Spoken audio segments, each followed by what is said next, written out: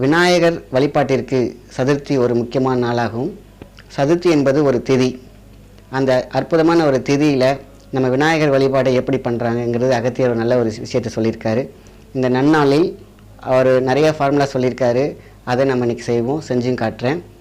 ஒவ்வொரு வளர்பிறையிலும் தேய்பிறையிலும் 4வது நாள் சதுர்த்தி ஆகும்.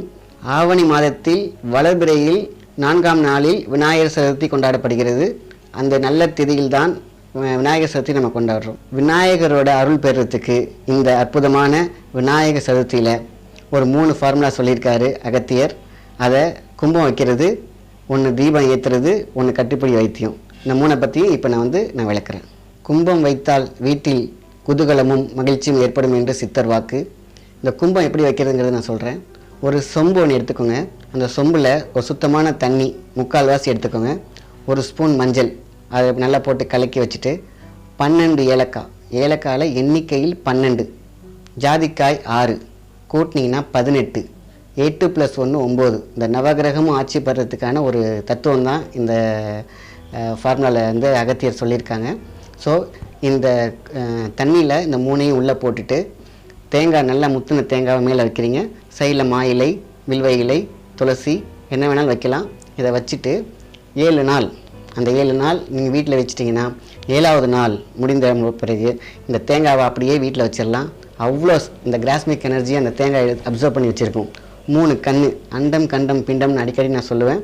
அந்த கிராஸ்மிக் 9 கிரகத்தோட எனர்ஜியை அந்த 3 கண் உள்ளே இழுத்து அந்த தேங்காய் வச்சுருக்கும். இந்த தேங்காய் அழுகாது, உடையாது, பத்திரமா அப்படியே இருக்கும். இந்த தேங்காவை அப்படியே நம்ம வீட்டில் யூஸ் பண்ணலாம். அப்புறமேட்டுக்கு இந்த தண்ணியை வீடு ஃபுல்லாக தெளிக்கலாம். வீட்டில் உள்ள ஆளுங்க மேலே தெளிக்கலாம். கிரக தோஷம், மாரண தோஷம், என்னென்ன தோஷம், குலங்காதிக்கம் தோஷம் எதுவாக இருந்தாலும் இதில் விலகும். வீட்டில் விநாயகர் அப்படியே உட்காந்துருவார். அருமையான ஒரு மெத்தட் இந்த கும்ப மெத்தட். அகத்தியர் சொன்ன 2வது முறை தீபம் ஏற்றுதல். விளக்கு நிறையா தீபம் ஏற்றுவாங்க. சில விளக்கு என்பது சில தீயதை விலக்கி வைக்கும், சில வாழ்க்கையின் தத்துவத்தை விளங்கவும் வைக்கும். அந்த தீபத்தோட அருளை அகத்தியர் சொல்லியிருக்காரு.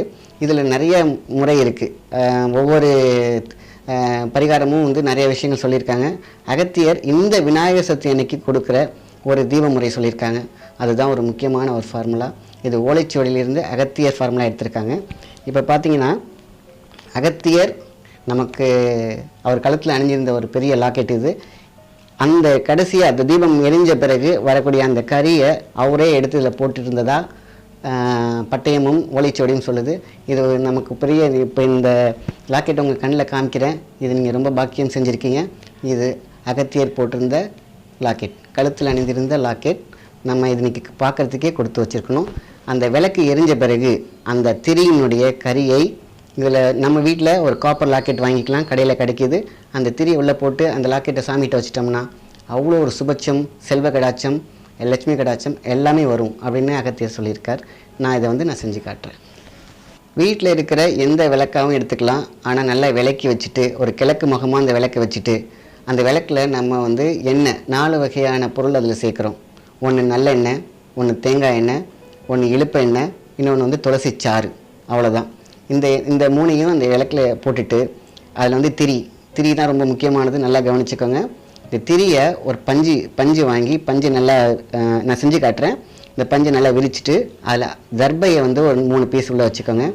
அருகம்புல் உள்ள 3 பீஸ் உள்ளே வச்சுக்கலாம். மஞ்சளை மேலே அப்படியே மேலால் பூசி அப்படியே அந்த திரி அப்படியே சுருட்டி அந்த விளக்கில் போட வேண்டியது தான். இந்த 3ம் இந்த எலக்ட்ரான், நியூட்ரான், புரோட்டான் நான் அடிக்கடி சொல்கிற விஷயம். இந்த அண்டம் கண்டம் பிட்டம், மேலே தெய்வங்கிற ஒரு விஷயம்.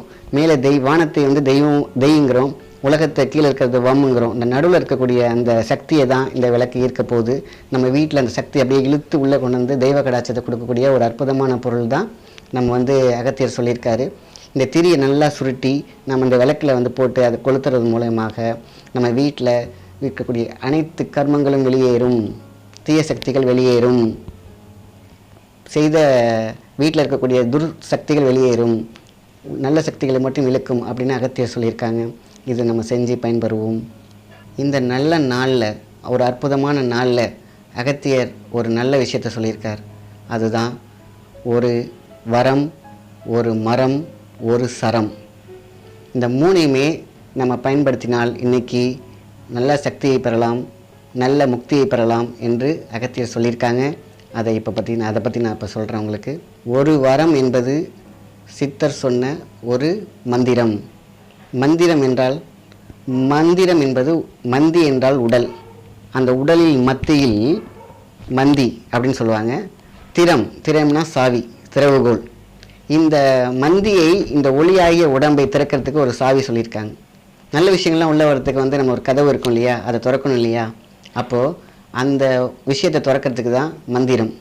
அதுதான் அழகாக சொல்லியிருக்காங்க. அந்த வரம், இந்த வரத்துக்கான விஷயங்கள் கணபதி மந்திரம் சொல்லியிருக்காங்க. ஓம் கங் கணபதியே நம, ஓம் ஸ்ரீ கணபதி சுவாக. இதுதான் அந்த மந்திரம். இதை ஒரு 108 தடவை சொன்னாலே போதுமானது. விநாயகர் அழகாக விளையாடுவார். அப்படிப்பட்ட ஒரு அற்புதமான மந்திரம் இது. 9 கிரகங்களையும் பஞ்சபூதங்களையும் இழுக்கிற மரம் நிறைய இருக்குது. அதில் ரொம்ப சிறப்பான மரம் சிவன் கோயிலில், எல்லா சிவன் கோயில்கள்லையும் இருக்கும் வன்னி மரம். இந்த வன்னி மரத்தை 3 தடவை சுற்றி நல்லா கட்டி பிடிச்சிக்கணும். அதான் கட்டிப்பிடி வைத்தியம்னு நான் சொன்னேன். இந்த அகத்தியர் சொன்ன அகத்தை திறந்தவர் அல்லவா. அப்போது அகத்தில் உள்ள சக்திகளை நமக்கு கிடைக்கணும்னா இந்த வன்னி மரத்தை அன்னைக்கு அதாவது விநாயகர் சதுர்த்தி அன்னைக்கு என்னைக்கு வேணாலும் காலையிலேருந்து இரவு 7 மணிக்குள்ளே எப்போ வேணாலும் போய் கட்டி பிடிச்சிக்கலாம். நம்ம கட்டி பிடிச்சிட்டு ஒரு நிமிஷம் கட்டி பிடிச்சிட்டு நம்மளை என்னெல்லாம் காரியங்கள் நினைக்கிறோமோ அதை மனசில் நினச்சாலே போதும்.